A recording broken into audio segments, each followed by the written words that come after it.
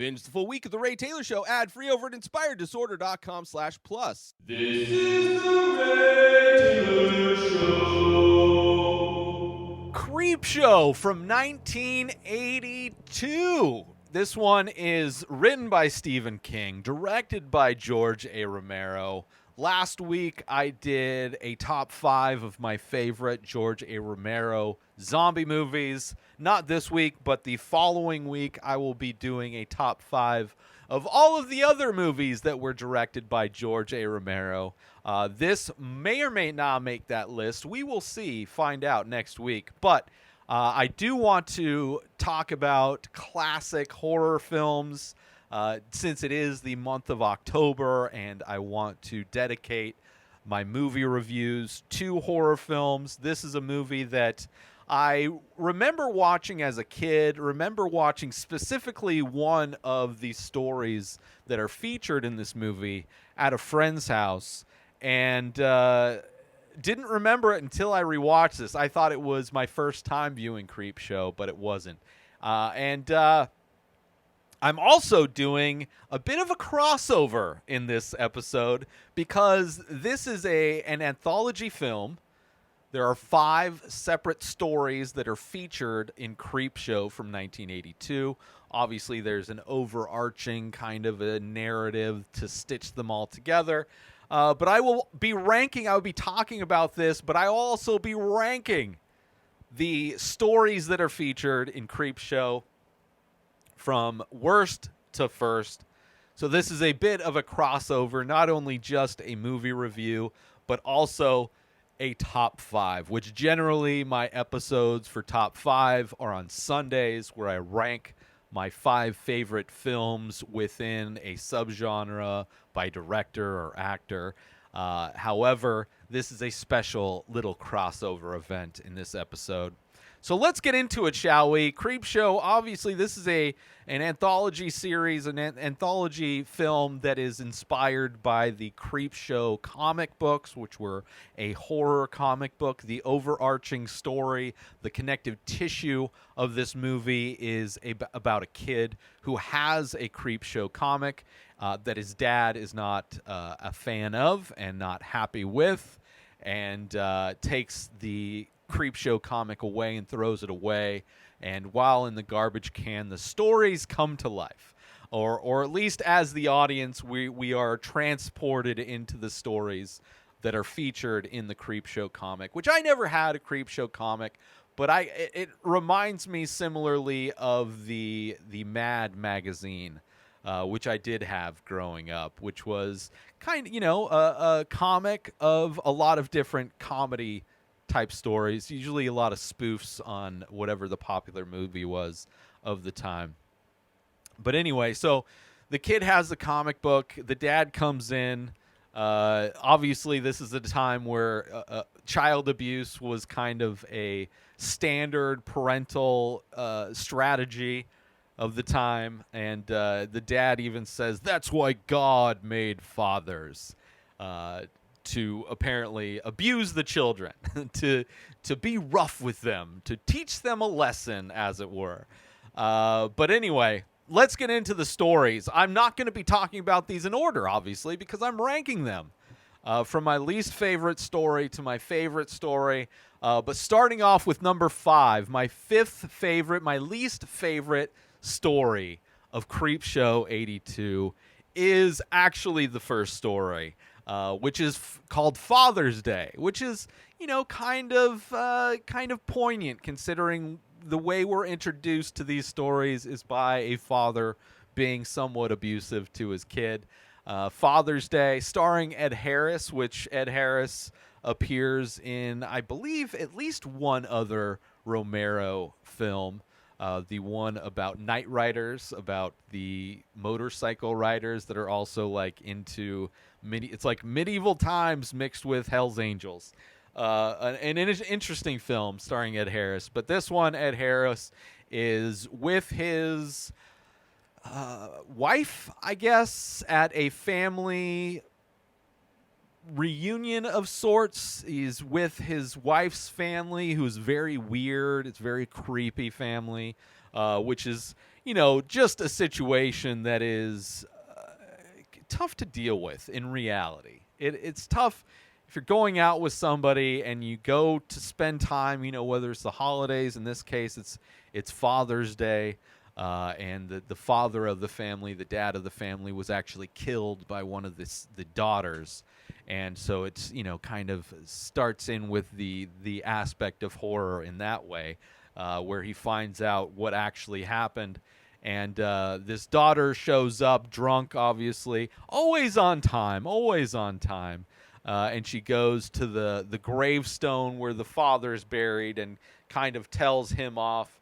And as she does, the father comes out from under the earth, as zombies tend to do in Romero films. I guess, actually, out of all of the zombie films that Romero directed, I don't believe there were any actual shots of zombies coming out of the grave.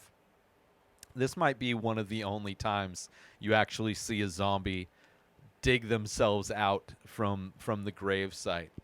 And so basically, all these stories are short, and it's basically the dad slowly kills the daughter. Ed Harris gets to take a little break from the crazy family that he's surrounded by, goes outside to get a smoke, and he stumbles upon a Jim Beam bottle of whiskey on the ground that the daughter had left, before she was killed. And he ends up falling into the grave, and the gravestone falls on him, and the dad is just going through killing people, wanting his cake. And the end is obviously him actually getting his cake. And, it's kind of funny. It actually, some of these shots in this actually reminded me of the recent film by Rob Zombie, The Munsters. The aesthetic of Creepshow is very much a similar aesthetic to Rob Zombie. So I would imagine Rob Zombie took that kind of design aesthetic where you're seeing like shots of people as they're screaming with kind of a lit background, kind of an animated light background of like lightning bolts and things.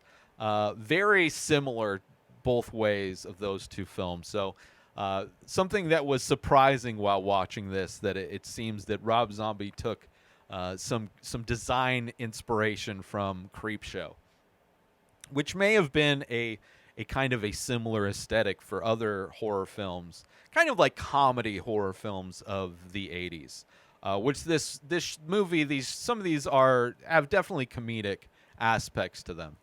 But anyway, number 5 is Father's Day. It was okay. Not very creepy. The family is a little creepy. The story is kind of interesting, whatever. He's all about getting cake, which is like, whatever. It's the first story, and it's my least favorite. But let's move on to my 4th favorite story in Creepshow from 1982, The Lonesome Death of Jordy Verrill, which I believe is actually the second story as well in this thing. And this is a story that starts with a meteor falling to Earth in like a rural part of somewhere, and Jordy is he reminds me a lot of Simple Jack, which was a character played by one of the characters in Tropic Thunder, the guy with the bowl cut that's kind of, gone full R-word. Let's put it that way. Kind of a cross between Simple Jack and a cross between Joe Dirt. Obviously, both of these characters came way after this movie, so it seems as if those two characters may have been in some way inspired by Jordy Verrill. Very like hillbilly, kind of stupid, maybe a little special, maybe some learning disabilities. And of course, Joe Dirt, there is the part of the Joe Dirt movie where he thinks an asteroid falls to Earth, but it's actually just a frozen chunk of shit from an airplane.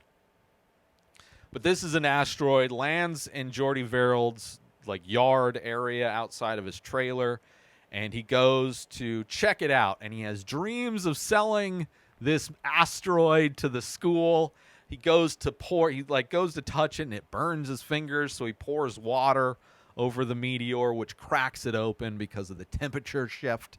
And inside the meteor is this like glowing liquid that Geordi obviously pours it out, puts it in his bucket, takes it inside because he's excited to go take it to the school and get rich off of this meteor that he found. And as he's watching his wrestling, very stereotypical hillbilly entertainment, watching his wrestling, you see him sucking on his fingers, his burnt fingers, and you see the burn starting to grow and blister up.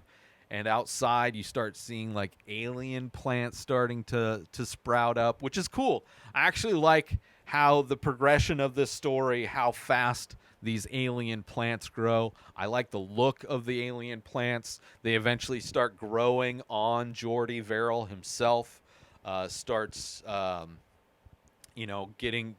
growing. These alien plants are like growing off of him, growing, in his hand, almost looking like a werewolf in some ways.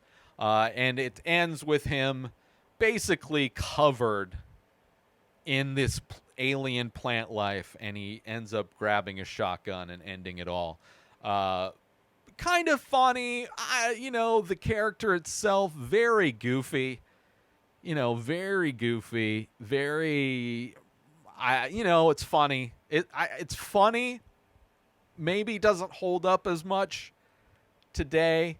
The cross-eyed, dim-witted, hillbilly, redneck kind of a guy. But anyway, it's number 4. I found it more entertaining. I like the art department's take on alien plant life growing exponentially in his like, not only outside, but also inside of his trailer, all over his body. It's fun. It's a fun one, but only coming in at number 4. Let's take a little break from the show to promote gift certificates. If you want to purchase artwork for somebody, you have an art lover in your life, and you think they would like my art, but you don't know what painting to get them. I have over 2,000 original pieces of art for sale in my store, along with shirts and prints and other things. So I can understand that being a bit daunting if you're trying to buy something for somebody else. Give them the gift certificate, and then they can go to my website, inspireddisorder.com, and they can buy whatever paintings they want. They can buy whatever prints they want. They can buy t-shirts. They can buy hats. They can buy all the different merch, gift certificates, which are available currently at inspireddisorder.com. And now let's get back to the show. Moving on to my third favorite story in Creepshow 1982. This one a little bit more involved. I think this may be the second to the last story, but coming in at number 3 is The Crate. This is one, definitely the more complex of the stories so far. There's these professors having a party, and one of the professors hates his wife. She's very mean to him, and he has visions. He daydreams about killing her, about different ways of killing her, whether it's shooting her or choking her. You see his daydreams, his fantasies of that play out. And she's obviously insults, like everything out of her mouth is an insult to him. Just the most toxic of relationships. Clearly two people that have no business being together, but for whatever reason, especially I guess back in the 80s, it's amazing why people would stay together. They didn't have kids. They hate each other clearly, and he's constantly fantasizing. Meanwhile, another professor gets a call, has to go into the school. One of the janitors found this old crate underneath one of the stairs of the university, and it's a crate that was labeled from the 1800s. And he's like, "Oh, we got to see what's in there."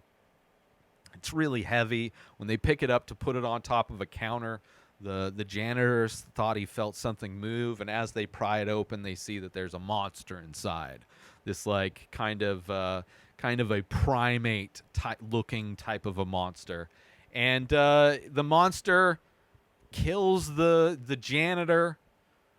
The professor is freaked out, calls his friend who has the toxic marriage, calls him to ask him for help because the janitor's gone and he's freaked out. He goes to his house, and he ends up, telling him all about it. They have some drinks. The guy in the toxic relationship drugs him because he has an idea. He's going to use this monster in order to, quote unquote, take care of his wife. He wants to use this situation in order to set his wife up. And he goes and he cleans things up. He invites her over, makes up this story that, oh, my professor friend has had this run-in with a student that his wife isn't happy, and you need to come down to kind of talk. She's hiding. She's messed up. She got messed up. Like, creating this whole story of abuse, of infidelity, and his wife, who's drunk, who clearly out cheating on him or whatever, comes to do it. And it's like this elaborate thing where they're using this monster in order to kill his wife, and then it also becomes them kind of forming a pact not to tell anybody. They ditch the monster in the ocean, which of course it breaks out eventually. But creepy, involved story, like an interesting complexity to the story. And just, it's, it's a bros versus hoes story for sure. But, an interesting story, an interesting kind of a take on a monster story, like using the monster as a way to eliminate your wife, to get rid of your wife, and to cover up. It's like it's kind of like, it's almost like a murder mystery in some ways, but told through a horror monster lens. So coming in at number 3 is The Crate. Moving on to my second favorite short story in Creepshow from 1982. This is one, probably the creepiest. One that made me, it's not my favorite, it's my second favorite, but it is the one that made me actively creep me out. It is one that, is something that, let's say, gets under my skin. Pardon the pun. So coming in at number 2, my second favorite story from Creepshow is They're Creeping Up on You. This is a sci-fi, like, kind of, it's clearly like the 80s sci-fi. Like, there's still, CRT monitors, there's dot matrix printers, but it is clearly supposed to be some kind of like futuristic apartment that is all in white, like all clean, and this guy that lives there is this asshole who's like wealthy and runs businesses, but is also a germaphobe. In every aspect, like everything looks sterile in his apartment, all in white, everything clean. He has like this vacuum system where he can dispense his tissues that he uses to clean things off. And he's being bombarded by cockroaches. And it is, basically a horror story where you're happy that the character, pretty much the only character, gets his comeuppance. Like, you're happy that the bugs take over, but it is creepy how it happens. And it's something that if you've ever had cockroaches in your house or just an infestation of bugs in general, it's something that you can kind of relate to. And it's something that as this guy is, we learn this character is more and more toxic, that more and more insects kind of show themselves. The insect paranoia of it all is very terrifying. And, something that I think is pretty relatable, dealing with bugs. Also the fact, like, not only bugs crawling on you, crawling around you, in your food, but also the idea of like bugs crawling under your skin, bugs kind of erupting out of your body. Terrifying. All of that stuff terrifying. And I kind of love it. I kind of love the story. it is a creepy story, and it's also a happy ending in some ways, where the true pest is eliminated by the end. But yeah, I kind of love it, and it's definitely the one that creeped me. It's the one that gave me tingles and shivers out of all of them, but it is only coming in at number 2, as my second favorite. They're creeping up on you. Let's take a little break from the show to promote. If you sign up for Inspired Disorder Plus for 1 year specifically, you get a free painting. So a year subscription of Inspired Disorder Plus is $50. The painting, the majority of them are $100. So it's a $150 value signing up for 1 year of Inspired Disorder Plus. So not only do you get a free painting, but you also are subscribed to Plus for a year, which means that you can binge this show, The Ray Taylor Show, ad-free, the full week, ad-free, available on Monday. You also get discounts that are members-only pricing type of deals. All of the podcasts that I've produced in the past, close to 20 different podcasts I've produced, hundreds of episodes. There's also my personal blog. You can ask me anything if you want to start podcasting or get into art. All of that stuff available in addition to a free painting when you sign up to 1 year subscription of Inspired Disorder Plus. Head on over to inspireddisorder.com/plus and become an Inspired Disorder Plus member today. And now let's get back to the show. Moving on to my favorite story of Creepshow. If you're familiar with Creepshow from 1982, obviously you know which one is left. It is coming in at number 1, Something to Tide You Over. This is the one that I remembered from my childhood. This is the one where I was like, oh, this is where I saw this. Because it's something I've always remembered. I've always had these memories of this story where this guy gets buried at the beach up to his head while the tide's out, and then the tide comes flowing in. This one has Ted Danson, which is amazing, from Cheers. It also has Leslie Nielsen from the Naked Gun franchise. It's got a serious horror take on Leslie Nielsen. My experience watching Leslie Nielsen films has all been through comedy for the most part. But in this one, he is the bad guy. He is the killer in this instance, where he kidnaps Ted Danson. Well, he kidnapped Ted Danson's girlfriend or wife, significant other, and that's how he kidnaps Ted Danson in order to get her back. And he ends up burying Ted Danson on the beach up to his head, brings a monitor over, an old TV monitor with like running cable. Before everything was wireless and battery operated, they had to like run cabling onto the beach, where he had a camera on Ted Danson, but then he had a monitor that showed his girlfriend that was buried a different part of the beach, and the tide was already coming up. She's choking on the water, and Leslie Nielsen's like, how long can you hold your breath? And the shot of Ted Danson as the tide comes in and covers his head, where it's like underwater and you see the seaweed floating around him, is an image that I've had burned into my brain my entire life. And I'm glad that I finally found out where that came from. And it's kind of, you get to see a little bit more of Leslie Nielsen's house. You get to see that he has like a collection of these VHS tapes. He's also got cameras everywhere. He's obsessed with documenting things and surveilling things. And he's clearly done this to a lot of people. He owns property on the beach.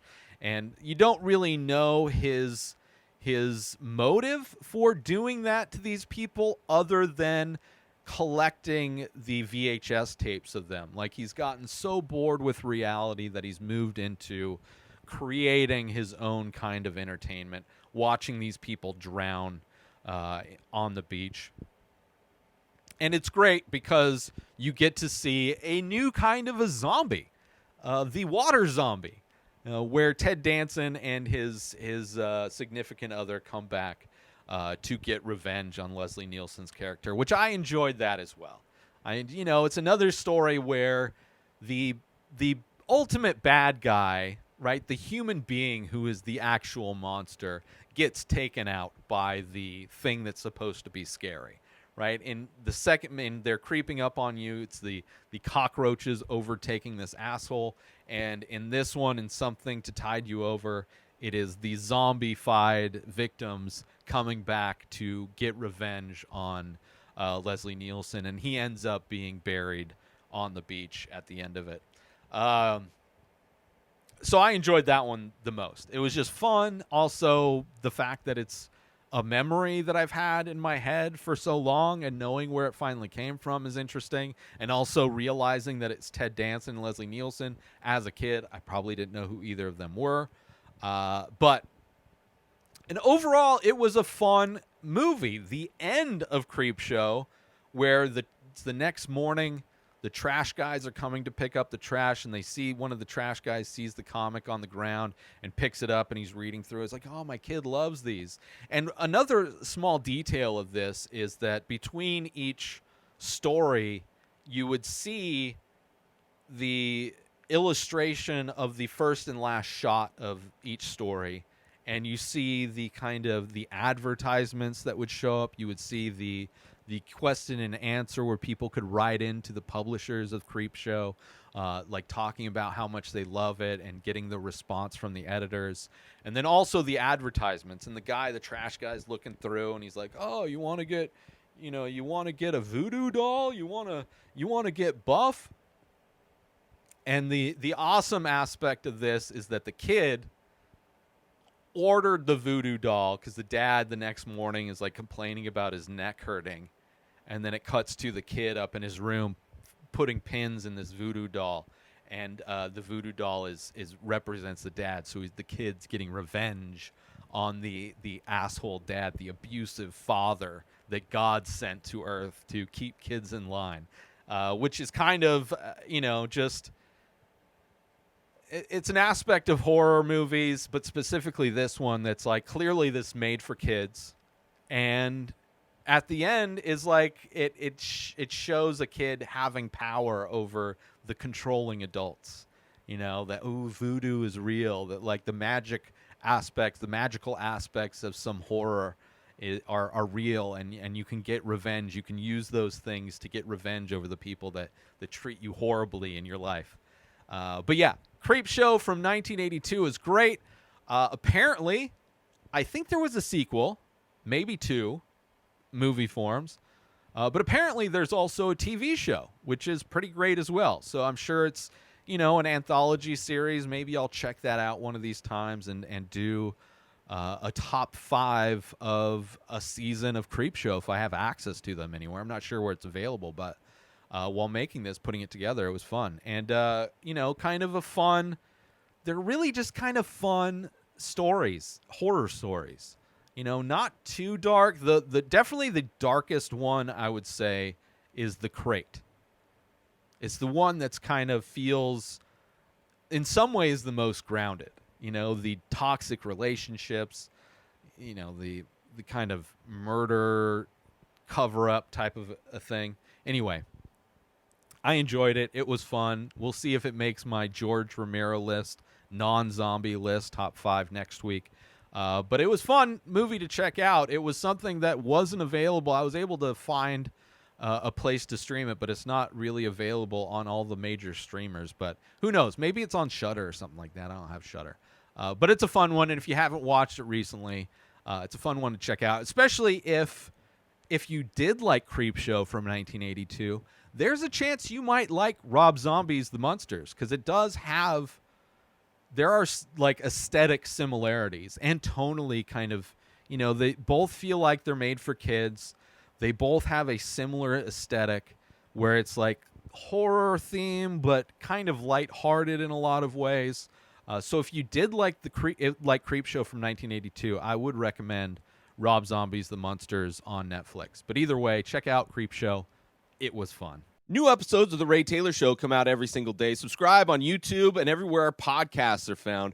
Binge the full week over at InspiredDisorder.com/plus. Buy Ray Taylor Show merch over at InspiredDisorder.com. And follow the show on Instagram at Ray Taylor Show. Have a wonderful day, everybody. Peace out!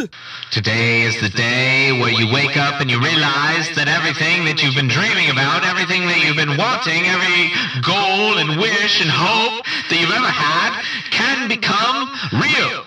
Dreams can come true. What you manifest in your mind, you can bring to reality.